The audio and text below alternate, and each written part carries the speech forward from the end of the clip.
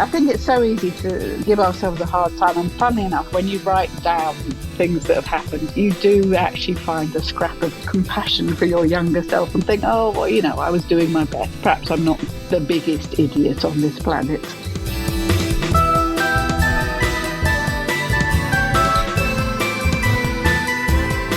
Hello, I'm Laura Shavin, and this is The Offcuts Drawer, the show that looks inside a writer's bottom drawer to find the bits of work they never finished, had rejected, or couldn't quite find a home for. We bring them to life, hear the stories behind them, and learn how these random pieces of creativity pave the way to subsequent success.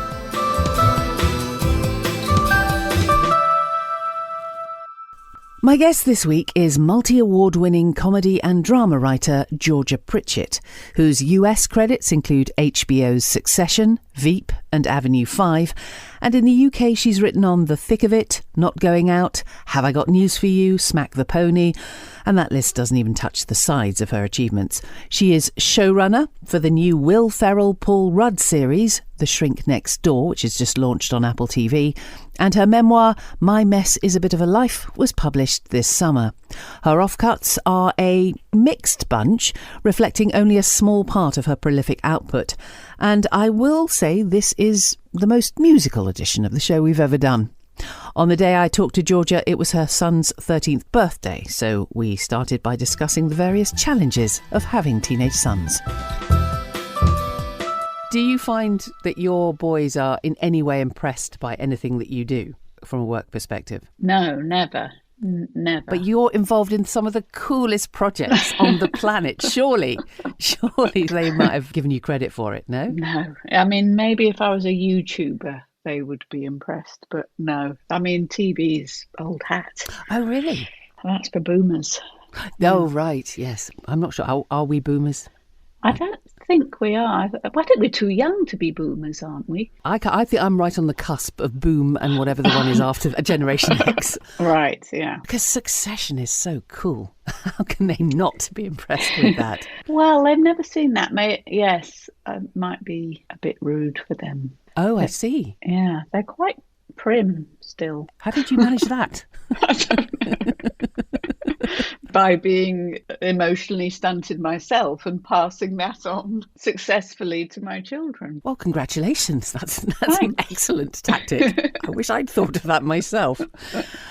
Well, let's get started with your first offcut. Can you tell us what it's called, when it was written, and what genre it was written for? Yes. So the first one is Bump, which was a script I wrote that was made into a mini pilot. I did this about 4 years ago for Channel 4 with the brilliant Kathryn Parkinson in it. And yeah, it got turned down. Bummer.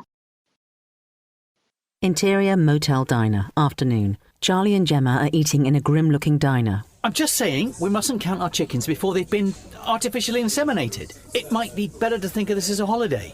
Try to have fun. And if we come back with a baby-shaped souvenir, then that's a bonus, don't you think? No, I don't. Suddenly, Lily, Californian, 20s, in touch with every single emotion she's ever had, descends on them. Gemma! Oh my God, I'm so sorry. It's so good to see you. I'm so happy you're here. She hugs Gemma for a long time and keeps talking. This is literally the most exciting day of my life. I don't ever want to let go of you. Let's just stay like this forever, like Siamese twins. We don't say that, do we? Conjoined. I saw this amazing documentary about Siamese twins joined at the forehead. And one was also kind of a dwarf, so she had to be pushed around backwards on a trolley. It was so inspiring. And they were so different, you know? One was into thrash metal, and the other one was a cheerleader or something. Is this Charles? Can I call you Charles? She lets go of Gemma and hugs Charlie. I'm going to call you Charles. I'm so happy to meet you. We're going to make beautiful babies together. My ovaries are singing. Do you know what I mean? Like, I can actually feel my actual ovaries. It's chemistry. My womb is like so receptive right now. Could I get a Caesar salad, but with the chicken on the side and also no Parmesan, but extra anchovies? Charlie is confused, but a passing waitress takes the order. Lily sits in Charlie's seat. I'm so sorry I wasn't there to pick you up. Nothing, literally nothing, would have kept me from picking you up. But my boyfriend had an accident and I was in the ER with him. Boyfriend? I thought you were single. I was. I always will be, in a way. But I met this guy. He's amazing. You'll love him. He's parking the car. But is he... Don't worry. He's totally on board. And he will not distract me from my goal. Our goal. 2 women coming together to make a baby. It's actually very empowering. I'm sort of involved too. Totally. I'm just here to serve, like a serf. They did this in biblical times. Did you know that? This is biblical. It feels biblical. Shall we eat outside? Interesting subject matter. Was that your idea or Channel 4's? This was actually inspired by my friend who was one of the producers on it, Stevie, and she had a child by surrogate, and she was telling me that it's actually illegal in this country. Is it? Yeah. Gosh. So people do it, but if it goes wrong, there's nothing you can do about it. So basically the surrogate can sort of come and get their baby, as it were, anytime they want. So if you want to do it in a sort of above board contractual way, you have to, I think most British people go to either India or America.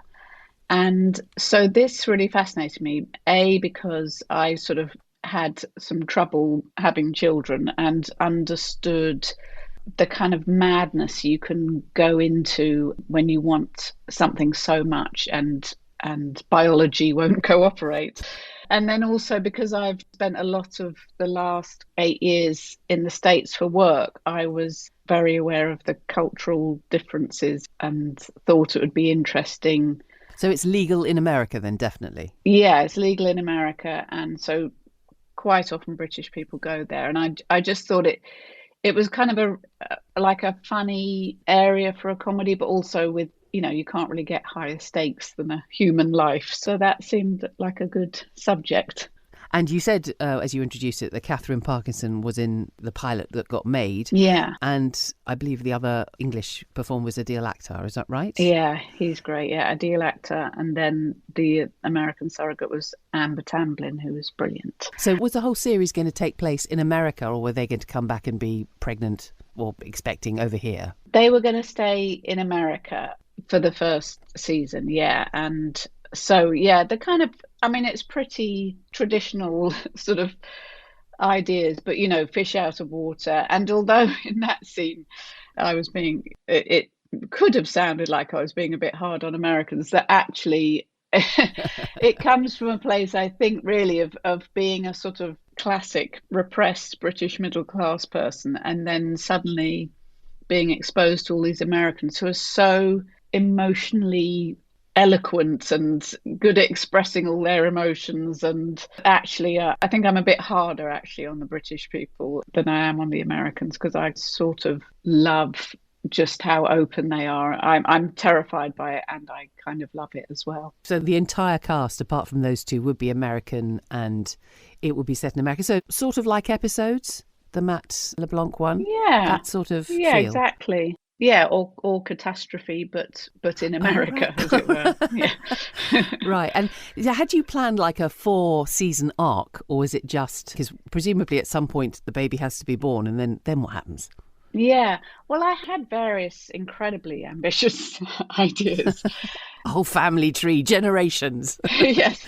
Well, there's so many interesting things about surrogacy. One is, particularly in the States, because so many people do it, that there are sort of support groups for the surrogates and also for the what they call IPs, the intended parents. So that would be a good way of meeting other people going through it. Right. And, obviously there are lots of reasons people need a surrogate. It could be that it's two dads, or that there's some fertility issue, or that there's some genetic issues. But also the reasons that people are surrogates is really fascinating. And obviously, because it's legal, it's a financial thing in the States. But I discovered when we were doing the research, we found that, like in army bases, huge numbers of the wives would be surrogates because their husbands were away for such a long time.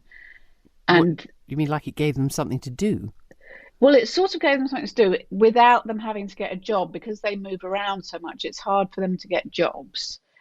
So they thought, I can earn money, I can stay at home, my husband's away, and the husbands thought that it would keep them faithful.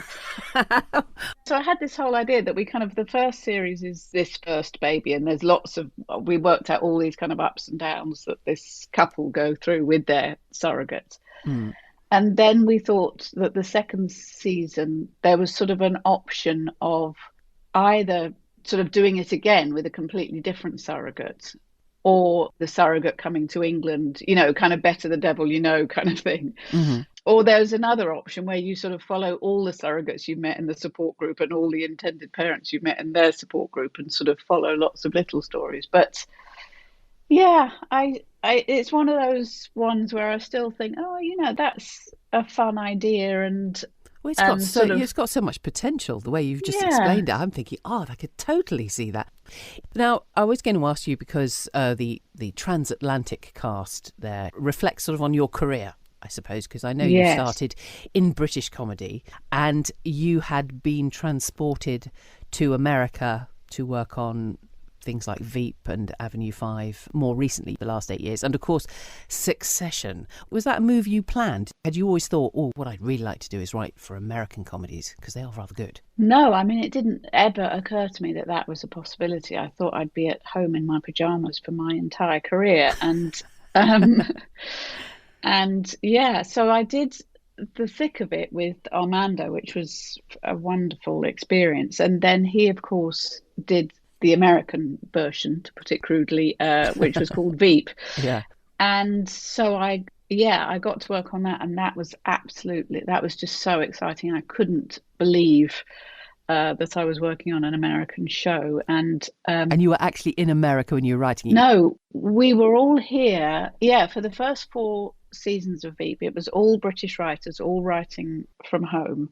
But we filmed in Baltimore in the winter, and it is bitterly cold in Baltimore in the winter, and all the writers, actors, crew, everyone were in this one hotel together. And I suppose it was a bit like being in a sort of touring kind of rep group, because we were all homesick and we didn't have anyone else to see, so we just spent every minute of every day with each other, which I think means we were much closer than lots of, often the writers don't particularly know actors or get to spend time with them. And so that was absolutely wonderful. It was really fabulous, sort of everyone kind of bonding. But it was just, I only went obviously to Baltimore for filming kind of on and off. But I remember the first time I went away, I was going for like 5 days, and I had to explain to my children, I'm going away for work. And they were like, but you haven't got a job. And I was like, I have. And they're like, you should get a job. And I was like, no, I have got one. And they were like, lots of people have jobs. You might like it. And I was like, no, I promise you, I have got, that thing you see me doing on my computer. And they were like, playing solitaire. And I was like, no, the other thing you see me doing on my computer. That is my job. So yeah, it was a bit of a shock to the system to go away. And then what happened is that after 4 seasons, Armando left to sort of focus on, because he had to spend so much time over there. So he left to do stuff he could film in the UK, and it was taken over by an American showrunner, and then had an American writer's room, and I continued on it. So that was just mind-blowing to suddenly find myself in LA at Paramount Studios. They had to ship the Oval Office from Baltimore to LA and everything else. And yeah, all the writers were in this huge office, and suddenly I was in a room with like 12 of my heroes who had written all my favorite shows like Simpsons and Seinfeld and Friends and everything, all my favorite things. And it was very nerve-wracking but incredibly exciting. I've always meant to ask, because I loved Veep, and yet as I bored my children going, that person's British, that shut up mum, we're just watching, but I was still amazed at how many British names I recognise from the writing team. How do the series is literally about the most American thing possible, the American political institutions. How does an English team of writers get to write stuff that sounds so absolutely spot on, believably American. I'm sure it must be, because obviously it was played to an American audience. Yeah. Did you have like an advisor in there who goes, no, we Americans say it like this? You would never believe it was basically an English team, or certainly a majority started. How did you achieve that? Well, I mean, I didn't. Well, you must have done, because you wrote some of the episodes. Well, so when I first started on the thick of it, on my very first day when I arrived, Armando said to me, right, so we're doing this episode where there's an inquiry, and, the vibe I'm going for is sort of less Chilcott, more Leveson. And I just sort of, the colour drained from my face, and I just thought, I just about recognised the word Leveson, but I thought Chilcott was a delightful spa where you could get lovely massages. And we were filming in this abandoned office block in Walton-on-Thames with no Wi-Fi, so I couldn't even Google what the hell is Chilcott and Leveson. So I literally remember looking out the window and thinking, shall I just run and keep running and never come back?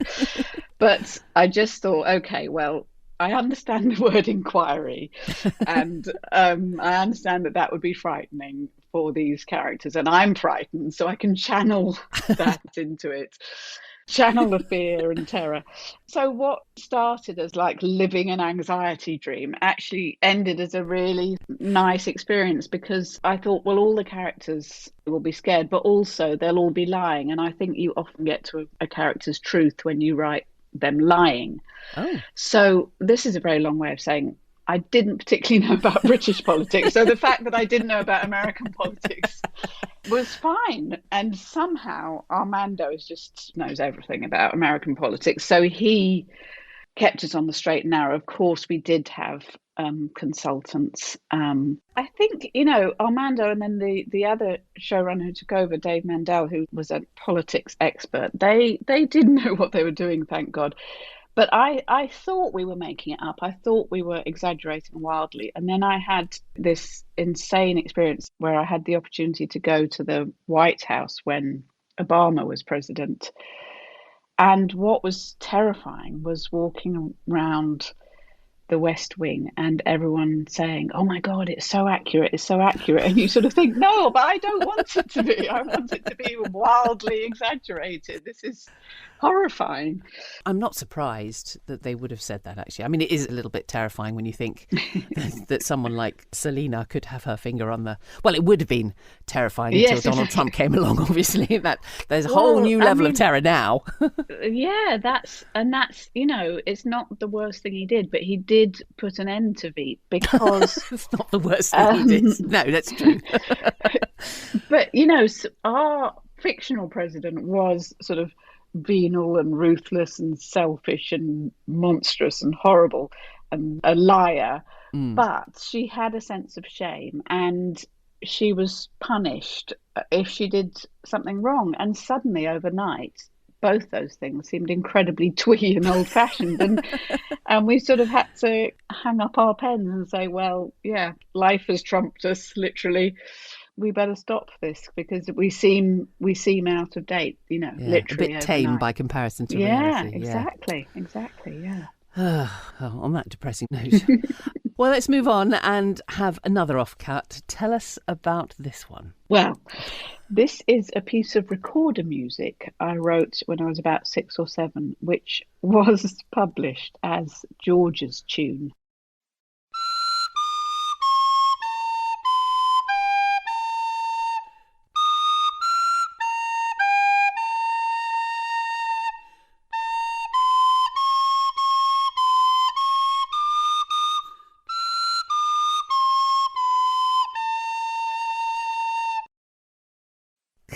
I want you to know that just in case you thought that was played by a professional recorder player, if there is such a thing, that was literally me on my childhood recorder. The actual one I learnt to play on when I was at primary school.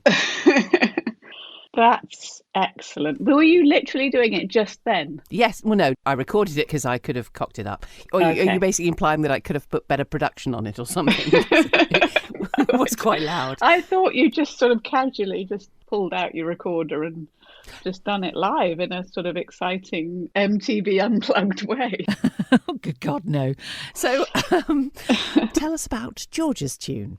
Well, yes. I mean, what a melancholic piece of music that was. Well, I went to this very extraordinary school, sort of hippie school in the 70s that wouldn't be allowed to exist these days, primary school, where you only had to go in if you felt it was right for you to go in that day. And we basically sort of expressed ourselves through finger painting and rolled around and did plasticine, but we didn't sort of do lessons, or we didn't learn anything because that's wrong. And we called all the teachers by their first name, and one of them, Howard, would drive me home on the back of his motorbike, and what? Another one, Jean, would send me out to buy her cigarettes. That was the closest I got to a maths lesson, was going to buy her cigarettes and coming back with the right change. And every so often, Henry, the headmaster, would sort of gather us into a room and either teach us about the plague or triangles, or more often how to write a haiku. He seemed very determined we should master the Japanese short form of poetry, if nothing else. And really, we did learn nothing else. But the music teacher was this great woman called Margot Fagan, I think, and I think she was quite sort of famous at the time. And hilariously, her son was this is such a 70s anecdote. Her son was in ELO. He was the one with the white cello, I think. Oh, wow. So at our excruciating school concerts, there'd be me on my recorder and a few people on their squeaky violins, and then her son on his white cello. So yeah, you are in good company there with playing that tune. So this school you were sent to, were your parents very sort of freewheeling hippie types then? Yeah, they were really. We lived in this square, and all the sort of kids hung out all day, every day, and they all went there. And it was sort of full of actors and writers and artists' children. I think Paul McCartney's stepdaughter maybe went there, and various other arty types. Sounds very expensive. No, it was a state school. It just wouldn't be allowed these days. I know it was a state school, very small school, and it was brilliant. And I mean, I am still incredibly ignorant, but what I would say is, my mind is uncluttered by facts. But I loved writing even at that age. So all I did was write stories, and maybe that's helped, or maybe that helped me realise I had no other skills that I could rely on. So writing really was the only option. But yeah, I had a fantastic time there. And presumably the rest of your childhood was as free and easy. Would you say you had a good and happy childhood? It sounds like you had a great childhood. Yeah, that was great. And that sadly, the secondary school was a bit tougher because I lived in Elephant and Castle. So that great primary school was in the Barbican, which was just being built at the time. And then I went to secondary school in Deptford, and it was pretty tough. So that wasn't so easy. And a bit of suddenly I had to wear a uniform and have lessons and learn things. It was a real shock to the system. Call teachers by their surname and go in even if I didn't feel it was right for me to go in that day. So how did you do though? Once your actual academic skills were being challenged, did it turn out that you were quite academic or not really? Well, I was a little bit behind, having never done any lessons. And certainly it was the type of atmosphere where it wasn't good to be doing too well. It was good. Your best bet was to be invisible or develop a sense of humour to sort of deflect any potential problems that might come your way. So, yeah, I learned... Which did you do? A bit of both. I learned a different set of skills at that school. So it was sort of a big contrast between the two schools. But continued writing. Oh, this is my sort of Angela's Ashes moment, as if having to go to school wasn't bad enough. Really the only thing I could do was write stories. And when I did my English homework, the teacher would give me detention because he thought I was plagiarising. No. Because I was not good at anything else. And then there was this one thing I could do. So that's what I mean, any kind of spark of ability was squashed either by your fellow pupils or by your teachers. So, yeah, so I sort of carried on writing as a sort of act of defiance, which I think has held me in good stead because, as I mentioned in my book, I really have had a lot of terrible reviews for things I've written. And I think that sort of, well, I'm going to write in spite of you is sort of a good way of carrying on and developing a thick skin. Right, time for another off-cut now. Can you tell us about the next one, please? Okay, well, so this is a one-woman cabaret show which I wrote around about 20 years ago, called Dead Divas. We are in a shabby bedsit full of memorabilia. There are posters of singers all over the walls, records and CDs scattered all over the floors. The fan is sitting on her bed, flicking through her scrapbooks, listening to the radio as it plays a Billie Holiday song. Various Billie Holiday songs play throughout. I've always been a big fan of music. No, really, I have. I think it was on my 16th birthday that I got my very first restraining order, due to a small misunderstanding with Miss Billie Holiday. I'd worshipped Billie Holiday for years. I'd got all her records. I'd been to all her concerts. I had her posters all over my room. Then finally, I got to meet her by a complete coincidence. She was going through her backyard at the same time as I was going through her rubbish.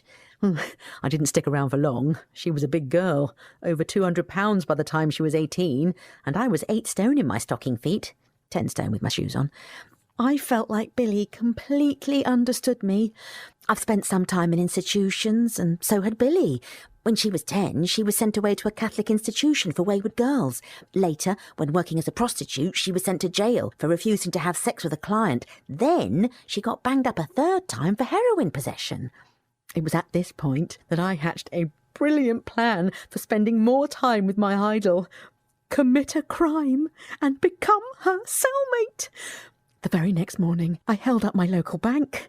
Unfortunately, due to a series of unforeseen and tragic circumstances, I accidentally got away with $7 million. It was one of the worst days of my life. Billie and I were to remain apart for the duration of her sentence. I spent those long months pining for Billie and being treated for a minor personality disorder. I was totally devoted to Billie.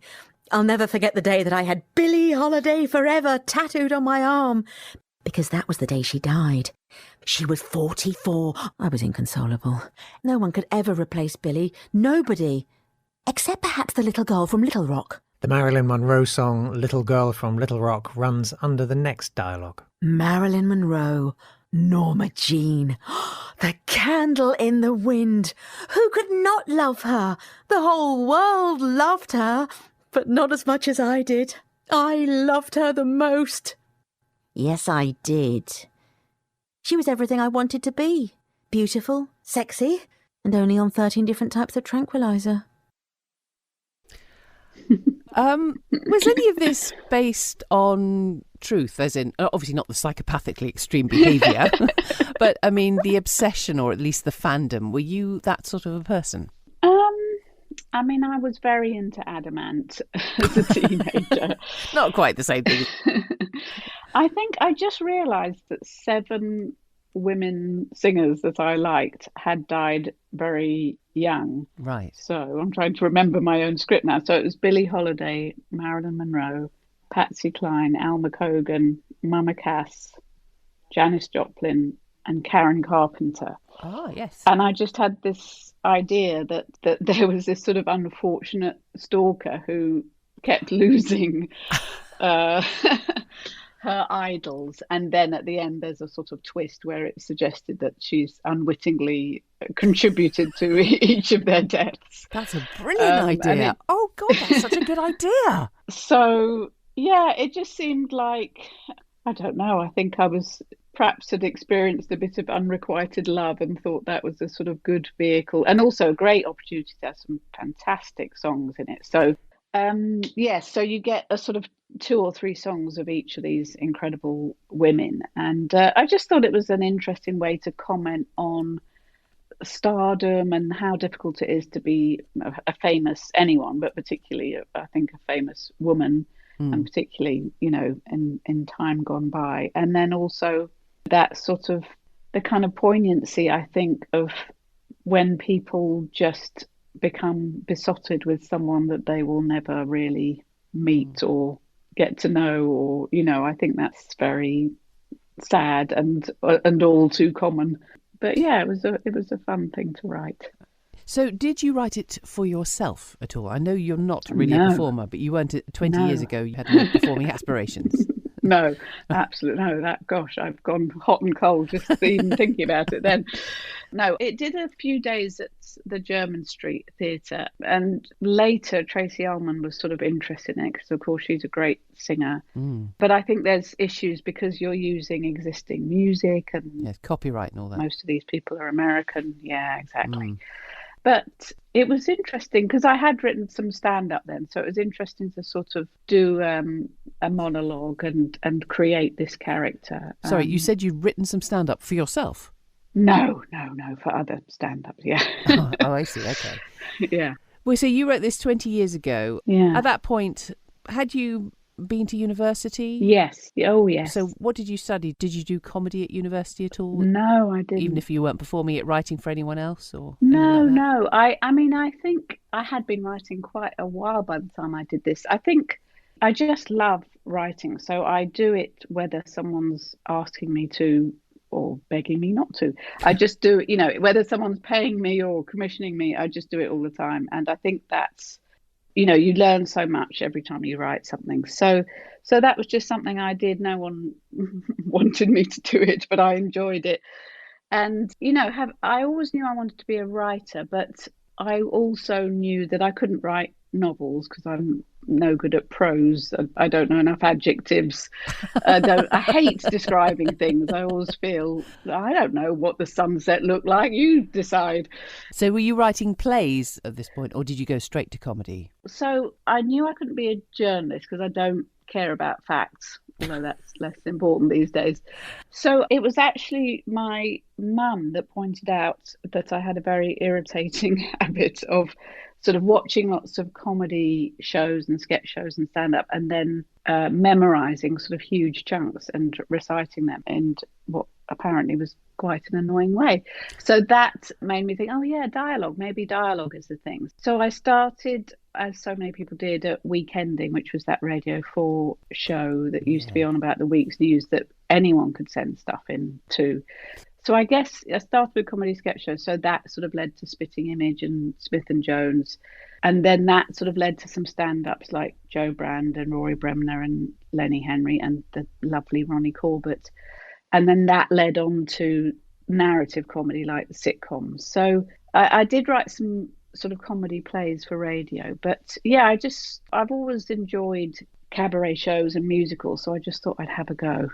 So you went to university and then you went straight into writing, or did you have to have a proper job first? No, as soon as I left, I turned up at Weekending with a lot of homeless people who were wanting to get warm at this room in the BBC.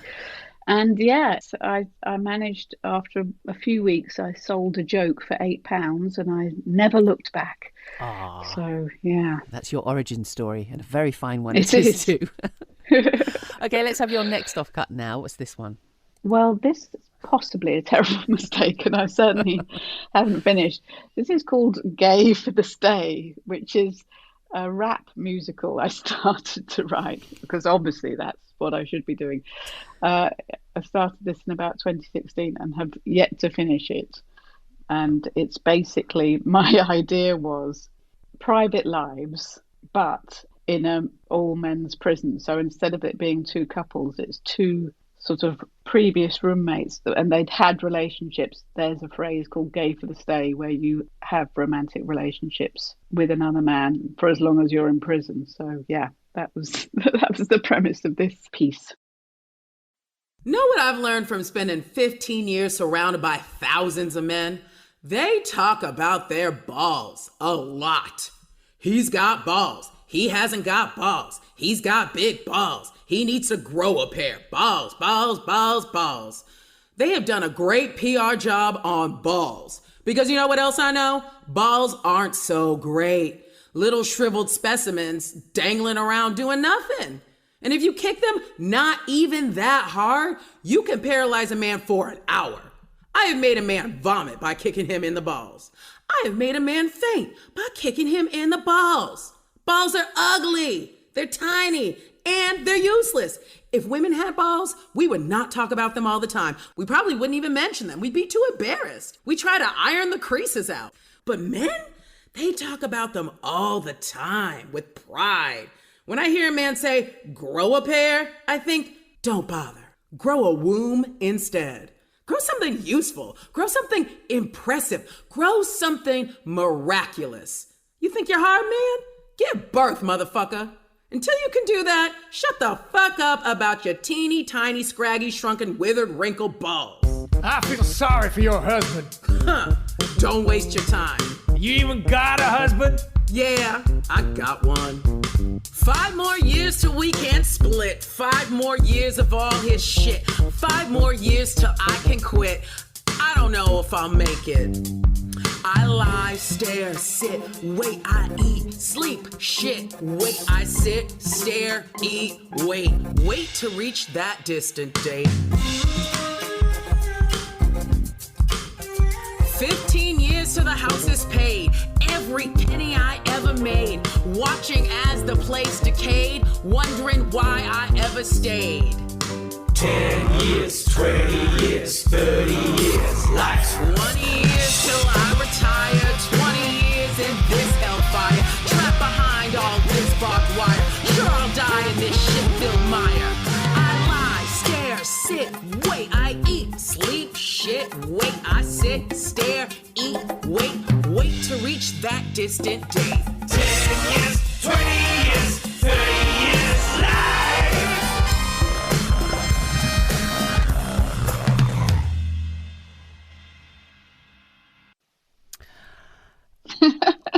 Music there by Jake Yapp. I must give him credit for that. I didn't know you were going to actually do the rap. Neither did I. But thanks to Jake Yapp, we were able to do that. Very good. So the story behind this, you explained what Gave the Stay meant. Did you have a particular star or cast in mind for this when you started writing it? Not really. I just had always thought that Private Lives was such a brilliant idea, but also is quite disturbing because it's pretty violent and I don't know, some really upsetting scenes, and it all seemed to make much more sense if it was set in a male prison. So that part was the only woman prison guard, and maybe subconsciously I was expressing my feelings about being the only woman in the room for 25 years. Yes, good point. You never made a similar speech like that about testicles to your writing cohort at all. No, I did not. I hope I don't get in trouble for that. I think they're excellent. I'm a big fan of them. Balls or the writers? Balls. Well, both. Got a lot of time for both. So, yeah, it was amazing how that idea of two people who'd had a relationship sort of suddenly being thrown together again in these kind of confined circumstances and all the sort of jealousy and passion and doubt, and it just felt like it kind of worked really well. You don't remember the moment where you thought, do you know what, I'm going to do this? Do you remember what it was, that this particular thing that inspired you? It seems very specific. It does. I think in an odd, I don't know what happened, but in middle age, I got very into rap music and very into Eminem and just, I mean, maybe it's from my haiku writing past, but I just so love the kind of rap music and the lyrics. They did this sort of survey that the two singers who use the widest vocabulary of anyone by a mile are Bob Dylan and Eminem. And so I don't know what, it was my sort of midlife crisis was getting into rap, and maybe it was a lot of inner rage. And as you can see, I keep flirting with the sort of musical form. Yes, this is by far and away the most musical episode we have ever had. And since then, I did a sort of musical adaptation of The Snow Queen that was for the theatre in Southampton and then in Northampton. and I did another sort of musical thing about fairy tales. And then... Did you write the lyrics and the music? How did that work? Yeah, I wrote the lyrics, not the music. I'm completely unmusical, but I wrote the lyrics and the book, as we say. Yes. And at the moment, I am working with Grayson Perry and Richard Thomas, who did the music for Jerry Springer the Opera, Yes. on a musical about Grayson Perry's life. So maybe I will finally get to scratch this itch that I've had a long time to create a musical, be part of a musical. Right, well, let's move on to the next off-cut. Can you tell us about this one, please? So this is a TV script I wrote, which is called Legs, which I wrote for a fantastic actress called Katie Sullivan. Exterior, bus stop. Marty is still sitting at the bus stop. A driving school car approaches with Marty's sister Virginia in the passenger seat and a nervous teenage boy in the driving seat. Virginia is a large woman in her 30s. She's short-tempered, blunt, darkly pessimistic. The window rolls down. Hey, Vag. Don't call me that. Sorry, Vag. What is it? I'm fine. How are you? I am not an Uber. I know that. Just wanted some quality sister time. You look like shit. Thank you. Your legs are all showing. And your personality is all showing. I'm busy. What do you want? From life? From me. Marty wonders whether to lie and then decides to come clean. I feel like a bag of smashed assholes and I'm late to work. Get in. Interior, driving school car. Marty's sitting in the back. The teenage driver Sanjeev is very nervous and the car lurches slowly along. Oh, it's like a cat licked my eyeballs. Hey, step on it, will ya? Sorry. Don't listen to her. Sorry. How's Mom? Dead. You gotta stop saying that. One day it'll be true and... It is true. How's Mom? Her dying words were, "You're my favorite child, Virginia." Ugh, how's Mom? Annoying. Thank you. You should really move out. Oh, you think? But then I miss all the fun when she sues Hot Pockets. She's suing Hot Pockets? She loves Hot Pockets. Why is she suing Hot Pockets? I don't know. I wasn't listening. She's gonna get $65 million. Happy for her. Marty looks out of the window. Hey, hi, sorry, what's your name? Sanjeev. Hi, Sanjeev. Can you get a wiggle on? I could literally walk faster than this and... She gestures to her legs. Sorry. Ignore her. The legs go click, click. And them. Sanjeev, take a right here. No, go straight. Take a right. Do not take a right. Sanjeev, take a right. Sanjeev turns right and meets several cars head-on, narrowly missing them. It's no right turn. Sorry. Okay, get out. Sanjeev starts to get out. Not you. You. Oh, come on. Get out. How am I gonna get to work? I don't care. Get Josh to take you. Yeah, we had a big fight. Why? What happened? We flash back to 48 hours earlier. This piece was written for a particular actress. Can you tell us about it and her? Yes. So I saw her on stage in London and she was just absolutely fantastic. And it was one of those experiences where you see someone and think, I want to write for that person. They're so brilliant. She's called Katie Sullivan. I got to know her and she was born without legs. So she gets around on these super cool, high-tech robotic prosthetics. And so we sort of talked really about her life and what it's like to be an American with a disability. And so I wrote this script called Legs for her to be in. And a lot of it is based on her. She's such an amazing person. And just, we were sort of talking the other day, she has kind of all the disadvantages of celebrity in that wherever she goes, people stare at her or want their photo taken with her or hand her their baby, which is very unwise because, as she says, walking on prosthetics is like walking on stilts. But she, none of the pros because she doesn't get lots of money or fancy tables at fancy restaurants or anything.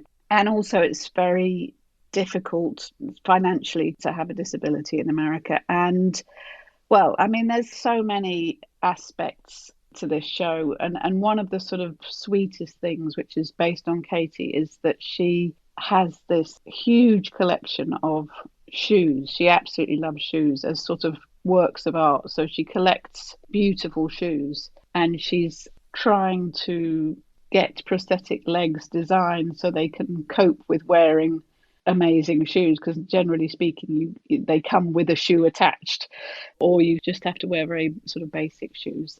And so, yeah, we wanted to write something that was kind of funny, but showed the sort of difficulties she's experienced. And yeah, I think of all the things we've been discussing, this is the one that I kind of think, oh, this is the right time for this. But we need to see a show like this. People not seeing themselves on television. There are 1 billion people in the world with a disability, and we certainly do not see many on our TV screens. Yeah, it does feel like it might be a good time for this show right now. So is it a series? Yeah, it's a series, and we had the whole sort of season worked out. We had the wonderful Sam Miller, who directed I May Destroy You, on board. And so, yeah, I mean, there's still we're still not getting anywhere. I think, in terms of the American market, she's not famous, and this is the problem. If you have a disability, all she's ever been able to play are soldiers who've had their legs blown off. And so you don't get famous like that. And so then people don't trust you to be a lead in a TV show.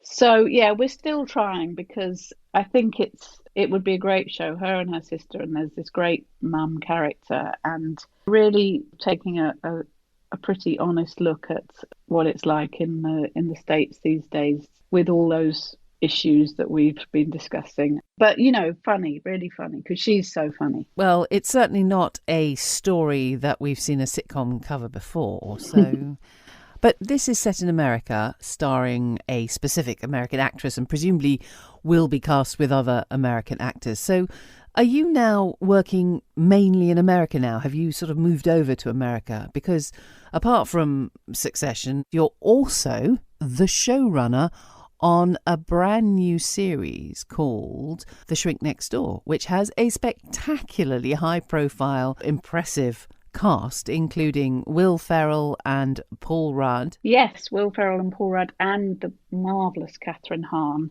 And yeah, that was, I mean, I live in London. I would love to work here more, but the work keeps coming from America. That was a really fun project, and the first time I'd been a showrunner, and it was written during lockdown. So I had a virtual writer's room, which meant less time talking about what we were going to have for lunch, which is really the only point of being a writer. So that was a shame. But it did mean that I sort of had writers from all over the world, because we were all just in our rooms on Zoom. And it was a really lovely experience. I really enjoyed it. It was scary and a learning curve, but it was a really positive experience. I mean, I know you've written for high-powered people before and worked with what I call high-powered anyway, but showrunner is like you're the boss of everybody, and you have to make all the decisions. From being a writer who makes certain creative decisions, but certainly doesn't have that kind of responsibility when things go wrong. How did you find that shift? It's a huge jump, yes. I think, certainly in the UK, you sort of do your script and then you hand it over, and they don't necessarily want to ever see you again. So to then suddenly be showrunner, which is really a sort of a fancy word for a producer, I suppose, in that you hire everyone and are in charge of everything. I mean, it's actually, I think, a job that's pretty impossible to do well, because you need to know about costume and music and editing and lighting. And that's you now. That's who you are. Will you be showrunning more stuff? Is your status now shifted from writer to showrunner? I would like to do a bit of both. I do love being a writer. I love working on Succession, and there's people I love working with, but there are a couple of other things that I will showrun. I think I thought that it might involve a lot of confrontation and yelling, which is not my forte. But, I discovered that it didn't. If everyone feels appreciated and seen and respected, there's very little yelling involved. So that was really a fantastic experience. And working with Will Ferrell and Paul Rudd. Yeah. But it's not actually a comedy, is that right? No, I have a special gift for sucking all the joy from anything I'm involved with. And so I said to them on day one, there must be no jokes or laughing or pleasure on this set. Unfortunately, they didn't listen. So there are some jokes and a little bit of pleasure. But I think it's, Will, I mean, I've always been a fan of his, but I think this is the best thing he's ever done because I don't think I'd appreciated what an incredible actor he is. And in this, he delivers this extraordinary, subtle and nuanced performance that is utterly heartbreaking. And it really took me by surprise. And I think it will take people watching by surprise. It's really an incredible thing. He's amazing. Yeah, I'm really looking forward to it. It sounds brilliant. But we must move on now because we've come to your final off-cut. What are we about to hear on this one? Well, this is a short story, very short story that I wrote around 2 or 3 years ago, and it's called Moon. January 1960. Had a great idea to fake a moon landing. Think it will really raise morale and inspire hope and patriotic pride among the American people. Met with a top Hollywood writer, Jimmy Kimball. He's on board and super excited. Explained to him that what we need is a couple of snappy lines for the astronaut to deliver as he steps onto the moon. Jimmy said he'd deliver something next week. February. No script yet, but met with Jimmy, who said he had a new idea. What about if the space module crashes onto the moon and the whole moon explodes? I explained that wasn't really what we were looking for. Jimmy looked hurt and said he was just trying to inject some drama into the story. I said I thought man landing on the moon was dramatic enough. Jimmy said he'd get me something next week. March. No script yet, but Jimmy has had another idea. What if the astronauts get out and get into a fight? I explained that wasn't really what we were looking for. Drama needs conflict, Jimmy insisted. I explained again that this was really an exercise to raise morale, etc., and that we really just need a couple of snappy lines of dialogue. Jimmy said he'd get me something next week. April. No script yet. Jimmy is having some marital issues. May. Jimmy has produced a script. I read it with excitement. He's written a 2-page speech in which the astronaut steps onto the moon and announces he's divorcing his wife because she's been having an affair with the other astronaut. I explained that wasn't really what we were looking for. Jimmy pitched that maybe the wife realizes her mistake and realizes the other guy's a total asshole and gets back with the astronaut. He said he was trying to give the astronaut a journey. I suggested that the 270,000-mile journey to the moon was enough journey, and what we really wanted was a couple of lines of snappy dialogue. August. Jimmy has had some issues with his typewriter ribbon, so no script yet. December. Jimmy says the script is almost finished. He's just waiting for more paper. January 1961. Jimmy says he's not getting paid enough for 2 whole lines of snappy dialogue. He'll deliver 1 line. February. Jimmy says he's halfway through the line. He should be finished next week. March. Jimmy handed in a new script. It's a couple of lines of snappy dialogue, delivered by an alien who's just eaten the astronaut and the space module. I explained that wasn't really what we were looking for. April. I've decided to kill the project. Think it's going to be easier to get some scientists to build an actual rocket and actually fly to the actual moon.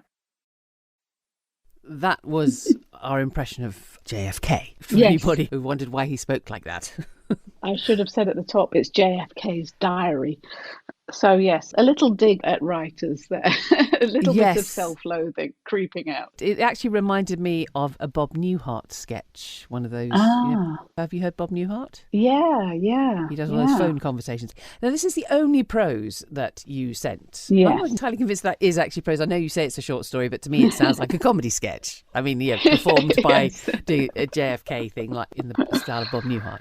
Drat, you've spotted. Yeah, I that- did. I mean, and my book is really not a book. It's just a collection of scenes, very badly disguised as a book. Because you said at the beginning that you don't do prose, you're not very good at Yeah. prose, 'cause you don't like adjectives. Yeah. But you have just published a book, My Mess is a Bit of a Life, with very short chapters. Yes. Because They're not really chapters. So why did you write it? If prose isn't your thing, what made you sit down and have to write it? That's an excellent question, Laura. I think it's just a terrible lapse in judgment or lockdown madness. It was suggested I do it, write a memoir, and I said in no uncertain terms, the one thing we can be very sure of in this life is that I will never, ever write a memoir. Oops. Yeah. So, I can't quite believe it because I'm a very private person and I love the anonymity of being a scriptwriter and putting my words in other people's mouths. So it is utterly horrifying to discover I've written something very personal and direct. So if it's something that horrifies you, revealing private bits of yourself, did you have another goal for this book? No, I really didn't. I think my agent, somewhere on the spectrum of encouraging, tricking, bullying, my agent did some combination of those things. And at first I sort of thought, oh yeah, I'll write about my childhood. It was pretty eccentric and I'll forget it soon if I don't write it down. And then, you start remembering things and one door opens another door. And before I knew it, I was just banging on about myself like a pub bore. But I also thought, I think it's easy as a comedy writer or just in life to sort of play certain roles. And I think as a comedy writer, you can often sort of feel, well, it's my job to be happy and everything. So you don't tend to own up to anything else. And I just thought, I'm old enough now. Maybe I should admit that I'm a neurotic mess rather than everything's great. So, yeah, I just tried to, there's scenes from my life really with a sort of theme running through it and hoping, if it doesn't sound too lofty and highfalutin, that, maybe it might help other people, because especially in these days of social media, it's very easy to convince yourself everyone else is doing great and doing better than me. Yeah. So I hope it might help if there's someone saying, actually, sometimes it's hard, and saying it in a funny way that doesn't feel scary or threatening or preachy or self-helpy. So it started out as a sort of childhood memoir. Yeah, and then it does actually sort of come up pretty recent. While I was writing it, I read this really interesting thing that we only ever remember anything once. And now after that, we just remembering it. So in a sense, we're all kind of writing our memoirs all the time, in that we're always kind of shaping our histories or our kind of anecdotes about our life. And I found that quite interesting. And I tried to be true to the sort of impressionistic nature of early memory, where you don't really get what's going on. I didn't want to imbue it with any sort of hindsight. And luckily, I've remained quite a confused person, so it continues in that vein. Well, you say that. We've just heard about you being a showrunner for two top Hollywood stars. I don't think that's going to cut it. But it was interesting. I think it's so easy to give ourselves a hard time. And funnily enough, when you write down things that have happened, you do actually find a scrap of compassion for your younger self and think, oh, well, I was doing my best. Perhaps I'm not the biggest idiot on this planet. But do you now find that you are more comfortable with the idea of writing prose? Has it opened the door for you? Could you now become an author of novels or further memoir? No, I definitely could never write a novel. I wouldn't mind trying another. Is it just the adjective problem? It's the adjective and the describing things are just too exhausting. But, maybe if I can get away with this half-baked version of prose that I've done that's really just a scene in a different format, I would like to do some more of that, because I did enjoy it in the end.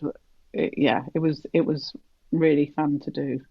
And the obvious question is, will it be televised? Will you be writing the script? Will culture eat itself? Will the television writer who wrote her own memoir finally adapt it for television and the world will end? Is that likely? I don't think that's going to happen. No, maybe Will Ferrell could play me. We have the same hair. Okay, we have now come to the end of the show. How was it for you? I must say, this has been much less awful than I was expecting it to be. So thank you for being such How awful were you expecting it to be? Just the thought of sitting down and talking about myself and my work for an hour did make me feel a bit sweaty and really? Strange. But yeah. Well, you sounded marvellously confident and witty and erudite and all those things. So yes, we have come to the end of the show, and it hasn't been too terrible then, I hope. No. You can put that on your website. Not too terrible. Not too terrible. Georgia Pritchett, showrunner.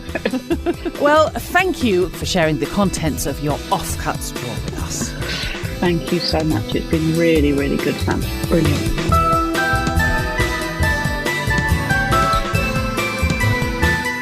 The Offcut Straw was devised and presented by me, Laura Shavin, with special thanks to this week's guest, Georgia Pritchett. The Offcuts were performed by Beth Chalmers, Desiree Birch, Lizzie Roper, Jake Yap and Keith Wickham, and the theme music was by me, with additional music by Jake Yap. For more details about this episode, visit offcutstraw.com. Thanks for listening.